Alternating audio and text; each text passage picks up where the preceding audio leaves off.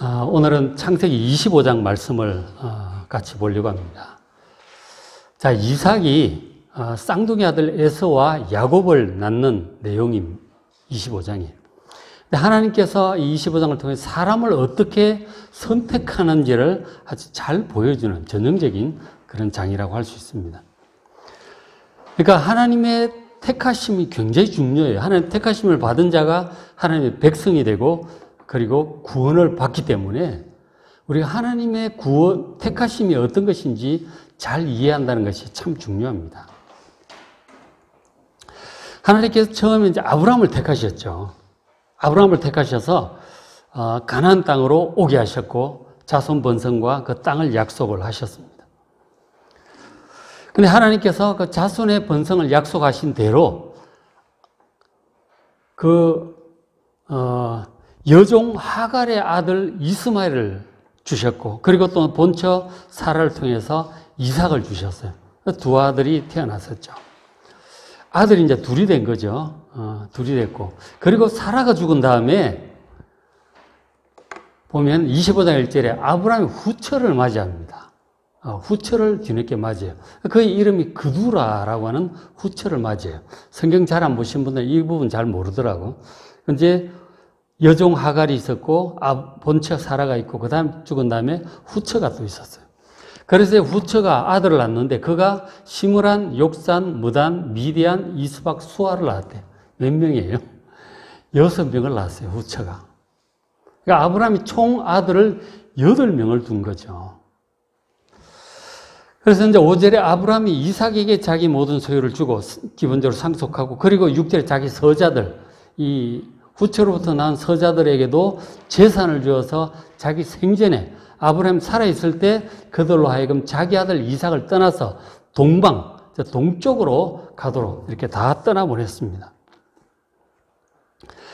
왜냐하면 하나님께서 택하신 사람이 이삭이라는 사실을 아브라함이 잘 알고 있었기 때문에 하나님의 뜻을 따라서 이 서자들은 가나안 땅을 유업으로 받을 수 없다 하는 거죠. 그래서 멀리 동쪽으로 다 떠나보냈어요. 이 동쪽이 어디일까요? 이스라엘에서 이제 요단강 건너 동쪽으로 가면 지금 요르단이 있고 그 더 동쪽으로 가면 사우디아라비아예요. 아랍을 얘기하는 거예요. 그래서 이제 아랍 쪽으로 이 사람들이 다 가서 그쪽에서 번성하고 살죠. 이게 이제 BC 1900년경이니까 그렇게 쭉 가는 거죠. 그리고 이제 이전에, 이삭 이전에 아브라함이 이제 여종 하갈을 통해서 첫 아들 이스마엘을 낳습니다. 이스마엘, 그죠? 이스마엘을 낳는데 아브라함보다, 아들 이삭보다 이제 14살 위에요. 86세 때 낳았고, 이삭은 100세 때 낳았으니까 14살 위입니다. 근데 이제 이삭이 아주 어릴 때 이런 일이 있었어요.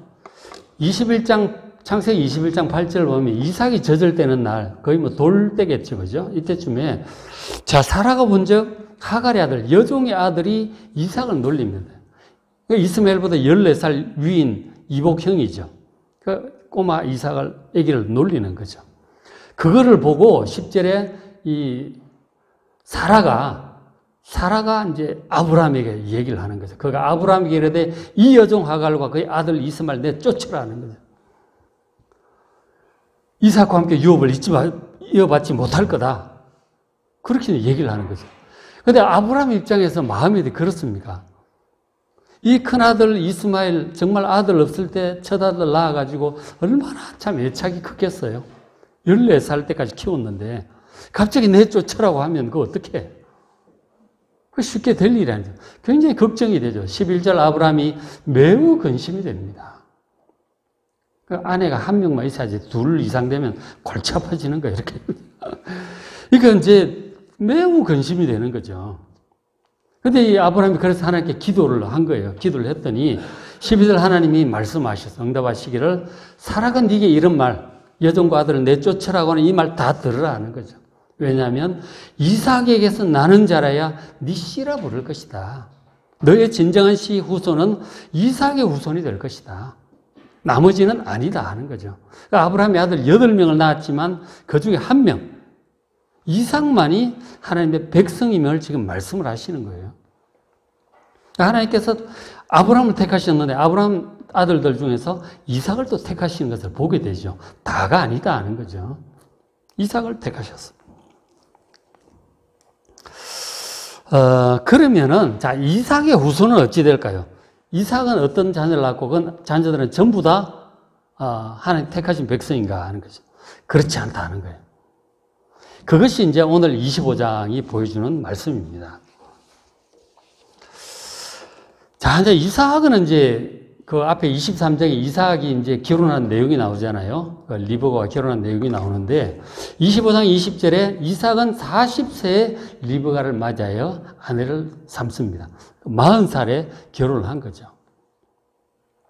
자, 그런데 이제 이삭이 결혼을 했는데 때가 되면 이제 아내 배가 불러고 애를 낳아야 될 텐데 21절에 이삭이 그의 아내가 임신하지 못하는 거예요. 애를 못 낳는 거죠. 아니, 자기 어머니 사라가 그랬다더니 자기 아내도 또 그런 거예요. 저를 20년 가까이 가는 거예요. 저 정도 되면 이제 거의 뭐 어렵다고 봐야죠. 낳을 것 같으면은 한 2, 3년 안에 낳아야지. 20년 가까이 간다는 거는 이제 거의 어렵다고 봐야 되는 거죠. 참 애를 못 낳으니까 힘들더라고 보니까 저도 이제 그때 그 아시아 연합신학대학원 외국인 과정 이제 같이 다닐 때 그 일본 목사님 있었는데 이름을 갑자기 잊어버렸네. 그분이 애를 그래 못 낳더라고. 얘기하는데 한 5년 됐다고 그러더라고. 거의 이제 포기하는 마음이더라고요, 보니까. 그렇지만 저런 말씀 붙들고 이제 기도를 하던데, 어쨌든 한 20년 가까이 되니까 이제 굉장히 안타까운 거죠. 그래서 이제 기도를 한 거죠. 이삭은 믿음이 좋은 사람, 하나님을 원망하거나 의심하지 않고 무엇보다 아버지 아브라함에게 주신 약속이 있잖아요. 그 후손이 자기를 통해서 또 번성하고 해서 하늘의 별과 같이 많아질 거라고, 그래서 이 가나안 땅을 후손들에게 줄 거라고 그런 약속을 하셨단 말이에요. 애를 못 낳을 리는 없겠죠. 아버지도 100살에 자기를 낳았다고 하니까 어쨌든 포기하지 않습니다. 기도를 한 거죠. 사실 오랫동안 기도를 했겠죠. 기도 끝에 하나님께서 응답을 하시는데 20년 만에 이제 응답을 하신 거죠. 아버지도 상당히 오래 걸렸지만 25년 걸렸잖아요. 자기도 20년 만에 드디어 이제 임신을 하게 된 거죠. 아내가. 22절에 그 아들들이 그의 태 속에서 서로 싸우는지라 그가 이르되 이럴 경우 내가 어찌할꼬 하고 가서 여호와께 물었다고 이제 나오는데, 그러니까 저게 뭐냐면은 싸운다고 하는 이 히브리어 단어가 그 보면은 이제 뭐냐면 라차츠라고 하는 히브리예요. 그러니까 라차츠라고 하는 히브리어인데 이것이 이제 깨트린다, 으깬다, 분쇄한다 이런 뜻이에요. 엄청나게 센 거죠. 보통 센 게 아니에요. 그러니까 막 진짜 격렬하게 싸우는 거야, 속에서. 그래서 이 리브가가 엄청나게 배가 아픈 거죠. 막 가만히 있어도 아픈데 막 그렇게 싸우면 배가 깨질 듯이 아픈 거예요. 그 자기는 몰랐지. 성경 기자가 이제 성령의 감동으로 기록을 하는 거죠. 그러나 리브가 입장에서는 배가 너무너무 아픈 거예요. 뭐 쌍둥이인지 뭔지 그런 것도 모르죠. 뭐 초음파가 있어요, 뭐가 있어요, 알 수가 없지. 배가 깨질 듯이 아파가지고 너무나 아픈 거예요. 그래가지고 이 어떻게 해야 되느냐. 이럴 경우 내가 어찌할꼬 저렇게 했는데 원어를 보면, 그러니까 어떻게 해서 이런 일이 생기느냐 도대체 이해가 안 되는 거죠. 아프기도 너무 아픈데 하나님께서 축복하셔서 정말 20년 만에 기도 응답으로 갖게 된 아기인데 어떻게 이런 일이 생기느냐고. 하나님의 뜻으로 되었다면 뭔가 순탄하게 잘 자라서 순산해야 될 거 아니에요. 왜 이렇게 죽을 것 같이 아프냐고. 이 좋은 일에 뭔 일이냐고요.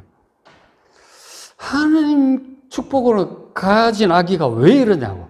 참 이제 마음이 복잡해지는 거죠. 그렇기도 하고 괴롭기도 하고 이거 어떻게 해야 되나 싶어가지고 리브가가 하나님께 기도를 한 거죠. 그 앞에 임신을 위해서 물론 둘이 다 기도했겠고 지금 배가 아프니까 또 리브가가 하나님께서 간절히 기도를 하는 거죠. 하나님 도대체 왜 이렇습니까? 약속의 자녀이 주신 아이인데 하나님 응답으로 주시는데 왜 이거 이러다 유산되는 거 아닙니까? 뭐 이런 생각도 들고 하나님께 간절히 기도를 했던 것이죠. 하나님께 간절히 기도했더니 하나님께서 응답을 하셨어요. 리브가에게 말씀을 하신 거죠. 이 상황이 어떤 상황인지를 하나님이 말씀을 하시는데 그 말씀 내용이 놀라웠어요. 그러니까 하나님께 사실은 이 말씀을 리브가에게 하시려고, 그리고 성경이 기록되어 후손 대대로 보게 하시려고 지금 이 고통을 알아가시고 이런 기도를 하게 하신 것 같아요.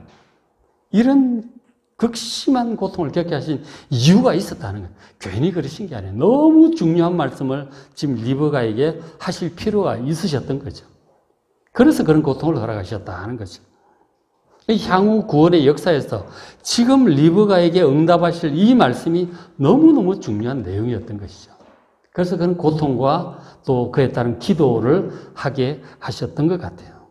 근데 뭐라고 이제 말씀하셨느냐면 25장 23절에 여호와께서 이르시되 세 가지를 얘기하시는데 두 국민이 네 태중에 있다. 쌍둥이다 하는 거죠. 이 속에 쌍둥이가 있어서 얘들이 그렇게 격렬하게 싸워서 배가 깨질 듯한 고통이 온 것이다. 근데 그것을 일단 먼저 이유를 알게 해주신 거예요. 고통의 원인. 쌍둥이가 싸워서, 격렬하게 싸워서 그렇다. 그 다음 두 번째, 두 민족이 너희 복중에서부터, 너희 뱃속에서부터 나누어질 것이다 하는 거죠. 그러니까 두 아이가 쌍둥이임에도 불구하고 너무 달라. 너무 달라서 전혀 다른 두 민족의 선조가 될 것이다 하는 거죠.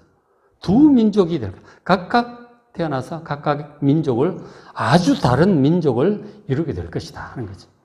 그 다음 세 번째로 이족 속의 저족보다 강하고 큰 자가 어린 자를 섬길 것이다.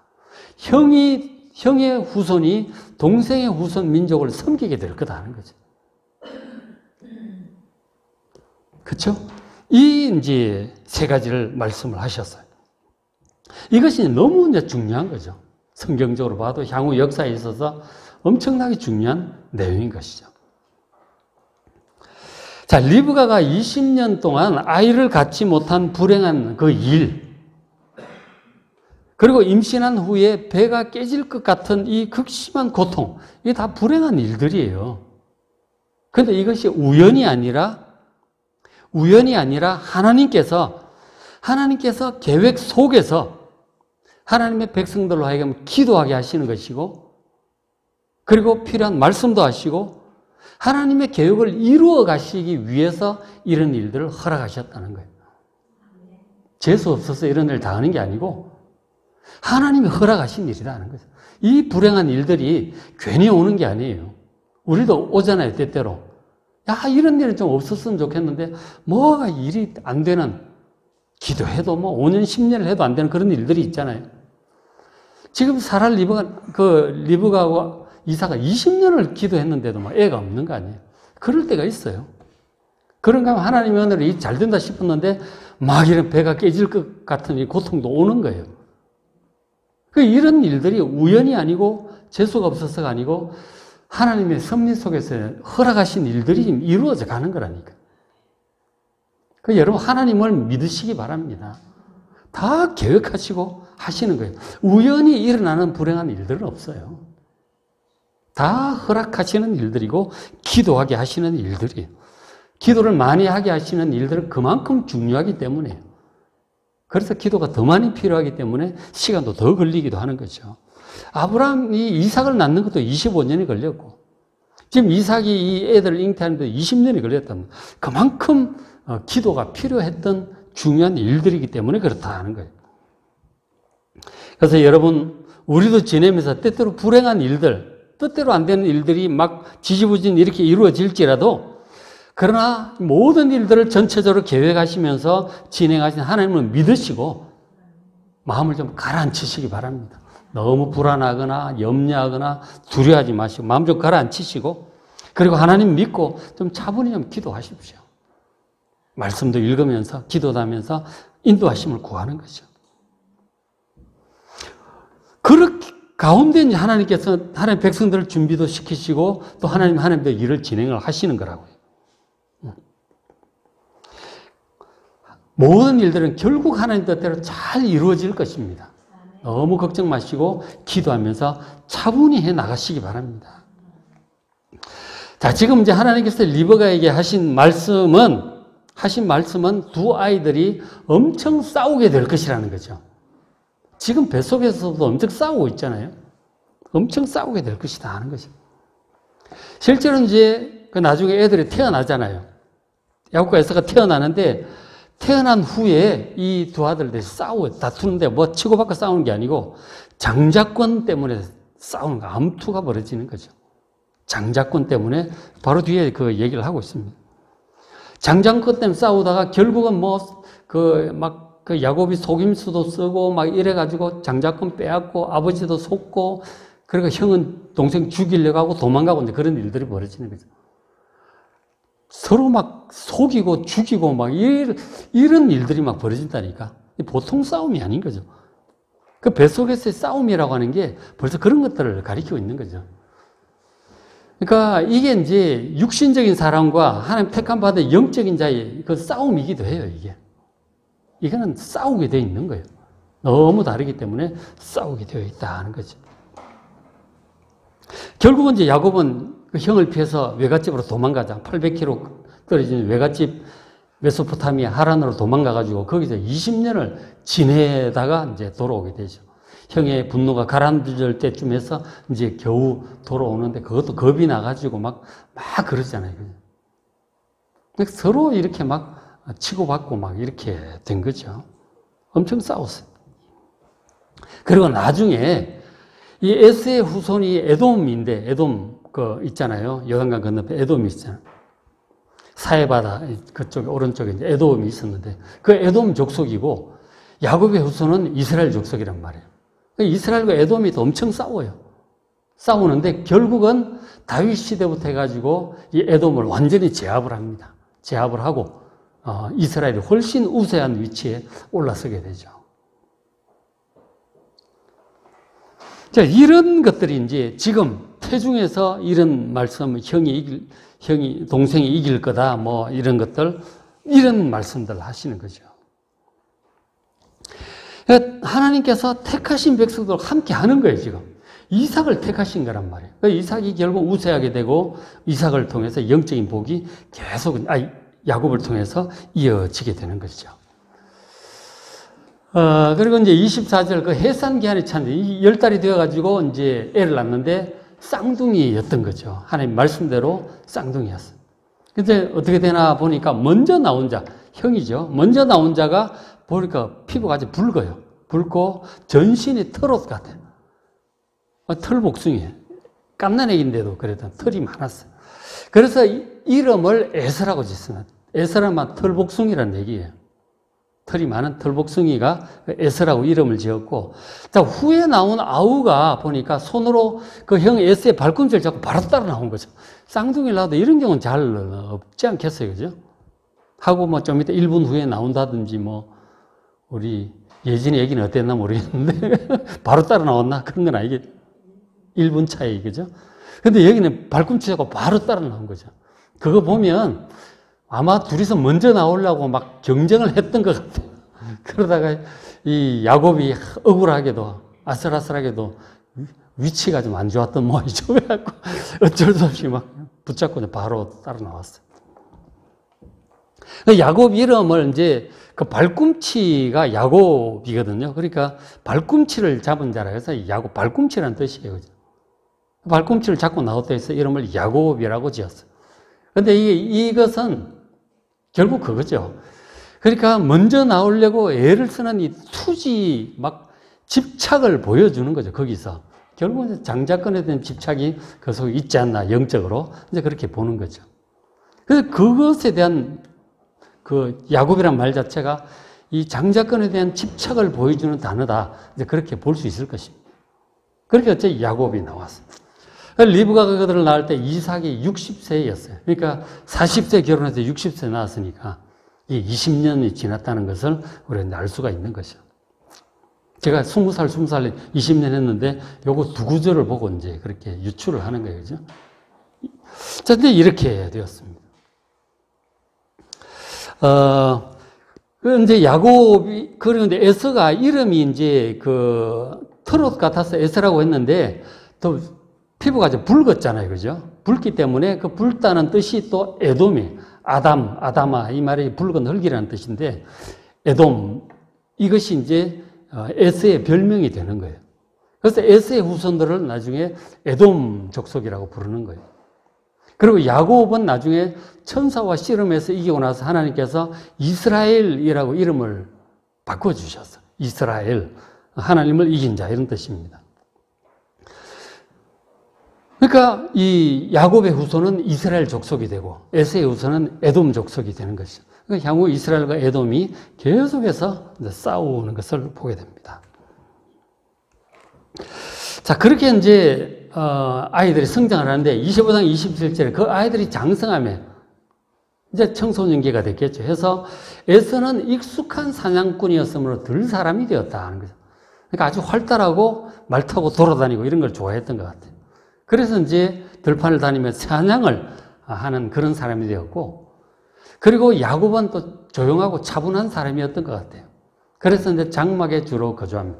집에도 이제 일 볼 게 많았죠. 뭐 양도 치기도 하고, 양도 치고, 뭐 집안 일도 보고 보니까 뭐 팥죽도 끓이고 막 그러더라고요. 어쨌든 집에서 일을 주로 보는 그런 성격이었던 것 같아요. 달랐고. 그리고 이제, 하여튼 굉장히 다른 거죠. 쌍둥이지만 아주 생긴 것도 다르고, 그리고 하는 것도 성격도 아주 다른 거예요. 그리고 또 이제 28절에 이삭, 아버지는 에서가 사냥한 고기를 좋아함으로 그를 사랑했대요. 키우는 양보다 사냥한 고기가 더 맛있습니까? 그렇겠죠? 안 먹어봐서 잘 모르겠지만. 하여간 그걸 좋아했대요. 그리고는 아마 그 활달한 성격에다가 큰아들이니까 또, 그죠? 큰아들에 대한 애착이 있잖아요. 그래서 좋아하지 않았을까, 이제 짐작을 하게 되고, 또 리브가 엄마는 야곱을 사랑합니다. 야곱부터 차분하기도 하고, 집안일 잘 돌보기도 하고, 그러니까 또 좋게 생각을 했겠죠. 성격적으로 또 그런 게 있잖아요. 다. 그리고 무엇보다 리브가는 임신했을 때 하나님 말씀을 들은 게 있잖아요. 그 하나님께서 동생을 택하셨다는 사실을 리브가가 아는 거죠. 그래서 이 야곱을 더 주목해서 보고 야곱을 사랑하게 되었을 거라고 봅니다. 물론 그 기도 응답을 이삭도 들었겠지만 자기도 또 이제 뭐 그런 식으로 해서 큰아들 사랑하고 이렇게 됐어요. 그러니까 이것도 이제 둘 사이가 더 벌어지는 원인 중에 하나가 되죠. 부모의 편애가 항상 좀 이렇게 문제가 될 수가 있어요, 보면. 골고루 잘 사랑해 주시기 바랍니다. 지금 이제 저런 일들이 있었죠. 저렇게 이제 자라는데, 한 번은 이제 이런 사건이 이제 일어나요. 이 보면은 이제 야곱과 에서 차이가 딱 드러나는 거죠. 29절에 야곱이 죽을 쑤었어요. 팥죽을 이렇게 쑤었는데, 에서가 들에서 돌아와 심히 피곤합니다. 들판에서 사냥하다 돌아와서 배도 고프고 그렇죠. 딱 들어와 보니까 하필 그 동생 야곱이 팥죽을 쓰고 있는 거 아니에요. 이 야곱이 그래, 내가 피곤하니까 붉은 것을 내가 먹게 하라. 야, 피곤하다, 배고프다, 팥죽 좀 다오. 아니면 형제끼리 얼마든지 할 수 있죠. 얼마 하고 줄 수, 당연히 할 수 있는 부탁이고 그렇습니다. 그래서 그러므로 에서 별명이 에돔이다. 또 이렇게 나오는데, 붉은 팥죽을 좋아했다고 에돔 이렇게 나오는데, 피부도 붉고해서 하여튼 에돔이었어요. 그때 이제 저 얘기를 듣고, 그래 하고 이제 그냥 줄 법한데, 근데 그때 야곱이 하필 그때 평소에 이 속에 맺힌 게 있는 거예요. 그게 이제 불쑥 나온 거죠. 불쑥 나온 거죠. 얘기를 하니까 이 자기가 먼저 간발의 차이로 뒤늦게 나와가지고 장자의 축복을 못 받겠는 게 너무 애통한 거예요. 그 할아버지 아브라함, 그 아버지 이삭에게로 내려오는 이 장자의 축복, 하나님의 선택의 그 축복, 이 하나님의 복을 받지 못하게 되었다는 게 너무너무 애통해하고 있었어요. 그래서 이건 참 그 마음이 불쑥 나온 거죠. 팥죽 달라고 하니까 그럼 형 장자의 명분 나한테 팔 거야. 이제 이렇게 된 거죠. 장자의 명분 팔면 팥죽 줄게. 이거는 속에 맺힌 얘기가 그냥 불쑥 튀어나온 거죠. 우린 좀 심하지 않나 싶은데 항상 그 생각 때문에 있었으니까 그냥 툭 튀어나온 거예요. 그냥 툭 튀어나왔어. 근데 사실 뭐 장자의 명분이라고 하는 게, 장자의 명분이 막 눈에 보이는 물건도 아니고 뭐 어떻게 팔겠어요? 판다고 해서 형이 동생이 되는 것도 아니잖아요. 어떻게 보면 아무것도 아닐 수도 있죠. 그렇잖아요. 그거 한 둘이서 뭐 장난 비슷하게 그런 얘기를 한다고 해서 형이 동생 되는 건 아니거든. 그렇단 말이에요. 그래서 이제 그 에서가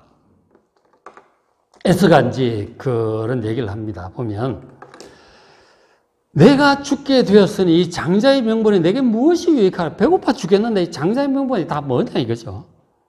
장자의 명분이 뭔데 그게 밥 먹여주냐 하는 거죠. 이 뭔지를 몰라. 이 야곱은 너무너무 간절히 사모하는 장자의 명분이고 하나님 축복인데 에서는 그게 뭐 좋은 건지 뭔지 아무 생각이 없어요. 좋은지를 몰라. 중요한 줄도 몰라요. 그러니까 저런 얘기를 더 하니까 야곱이 딱 눈치를 챈 거죠. 이 형이 의외로 장자의 명분이 뭐 중요한지 전혀 생각을 안 하는구나. 그게 딱 느껴진 거죠. 이참에 더 밀어붙입니다. 33절에 야곱이 이르되 오늘 내가 맹세하라. 그럼 반드시 주겠다고 맹세할 거냐요. 맹세하지. 밭죽 줘. 아무 생각이 없어요.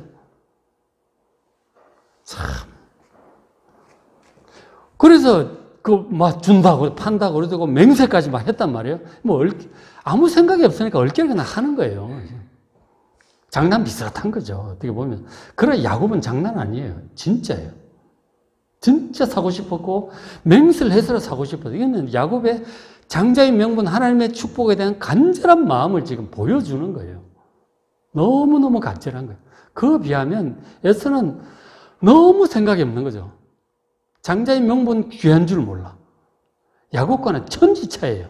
여기서부터 벌써 택한 하나님의 백성과 그렇지 않은 사람이 차이가 나는 거예요. 확실히 차이가 나죠. 하나님의 축복, 구원, 이것이 얼마나 중요한지 아는 사람과, 그게 뭐 밥 먹여주냐, 이거죠. 그런 사람하고 천지 차이라니까. 중심의 차이가 나. 하나님 택하심 받은 사람과 그렇지 않은 사람이 이렇게 차이 난다는 사실을 여러분 아셔야 돼요. 그 중심이 다르다니까. 중심이 달라요. 그래서 장자부 팔고, 그래, 가져라, 해놓고 팥죽 그냥 받아서, 보세요. 야곱이 떡과 팥죽을 에서에게 주매 에서가 먹고, 마시고, 일어나 갑니다. 동사 4개가 이렇게 쭉쭉쭉 나오는데, 거침이 없죠. 아무 생각이 없고, 정말 육신적이죠. 그냥 해서 갑니다. 이거는 정말 장자의 명분을 가볍게 여기는 것이었죠. 장자의 명분은 바로 하나님의 축복을 상속할 권리예요. 바로 하나님을 상속할 권리라는 거예요. 아까 영상도 잠깐 나왔지만 축복이라는 게 이 땅에 성공하고 건강하고 잘 되는 게 아니에요. 바로 구원의 신령한 복을 말씀하는 거예요. 영생에 관한 말씀이라고요. 영원한 천국에 관한 그 영광을 말씀하는 거예요. 하나님의 축복이라는 그런 것인데 야곱은 그것을 알고 어떻게 하든지 하여간 수단 방법을 가리지 않고 그걸 하려고 하는 거죠. 배 속에서 싸우고 발꿈치를 잡고 이런 얼결에 이런 것도 하고 결국 나중에 아버지한테 속임수까지 썼더라도 아버지의 축복을 받아내는 거예요. 그만큼 간절한 거예요. 하나님의 축복, 하나님께 대한 이 간절함 이런 건 모든 걸 뛰어넘는 거예요. 거짓말 그런 문제보다 훨씬 중요한 문제. 아무리 정직하고 아무리 성공하고 아무리 건강해도 하나님 귀한 줄 알지 못하고 구원이 귀한 줄 알지 못하는 사람은 에서 같은 사람이 되는 거예요. 거짓말을 좀 한다든지 속임수 이런 것보다 훨씬 중요한 문제예요. 이 하나님, 구원, 천국 이것보다 중요한 것은 세상에 없습니다. 지금 이것을 지금 보여주고 있는 거죠. 여러분, 인간적인 윤리, 인간적인 어떤 기준, 가치관, 그런 것보다 하나님이 절대적인 기준이고 가치라는 사실을 믿으시길 바랍니다. 그런 것들은 다 하나님 밑에 있어요. 여러분 잘 생각하셔야 돼요. 그러나 인간적인 사람들은 제가 하는 이 말에 반발감을 느낄 수도 있어요. 무슨 소리냐? 도덕이 중요하고, 착한 게 중요하고, 성공이 중요하고, 그렇게 가는 거예요. 아닙니다. 그런 것보다 하나님이 훨씬 중요하다는 사실을 믿으시길 바랍니다. 하나님의 말씀이 절대적인 의이고 하나님의 말씀이 절대적인 진리임을 믿으시기 바랍니다. 하나님을 경외하는 거예요. 철저히 하나님 중심이시기를 주의 이름으로 축원합니다. 그게 장자의 명분을 가장 귀하게 여기는 야곱의 마음이었어요. 그래서 하나님께서 내가 야곱을 사랑하고 에서를 미워했다고 말씀하시잖아요. 그렇죠? 그런 중심을 아시기 때문이었겠죠. 그렇죠? 그러니까 택함받은 하나님의 백성의 그 중심이, 하나님 향한 그 중심이 불신자들과 아주 다른 거예요. 하나님을 향한 중심, 구원을 향한 그 열망, 천국을 향한 열망, 그런 것들이 확고한 그 최고로 중요한 가치로 자리 잡고 있는 것입니다. 성도 여러분, 하나님께서는 이미 우리들에게도 하나님을 향해서 야곱과 같은 이런 마음을 주셨어요. 우리도 야곱처럼 하나님 귀중한 것을 알고 이렇게 하나님께 찬양하고 예배를 드리고 있어요. 그리고 살아가면서 하나님께 주시는 영원한 이 구원의 복을 사모하는 마음을 우리에게 주셨습니다. 하나님께서 우리를 택하셔서 이렇게 가까이 불러주셔서 하나님께 시시때때로 나와 찬양하고 예배드리게 하시고 또 평소에도 성경을 통해서 하나님의 말씀을 듣기를 사모하고 바빠서 못할 때도 있지만 그런 안타까움이 있죠. 그러니까 또 하나님께 일이 있을 때마다 기도하여 응답 받으면서 그렇게 하나님과 동행하며 살아가게 하셨습니다. 그리고 모든 하나님의 축복과 약속이 반드시 이루어질 것을 우리가 소망을 하면서 그러면서 말씀을 보잖아요. 그런 소망을 하면서 야곱처럼 끝까지 죽을 때까지 하나님을 의지하시고 하나님과 동행하며 살아가시기를 주의 이름으로 축원합니다.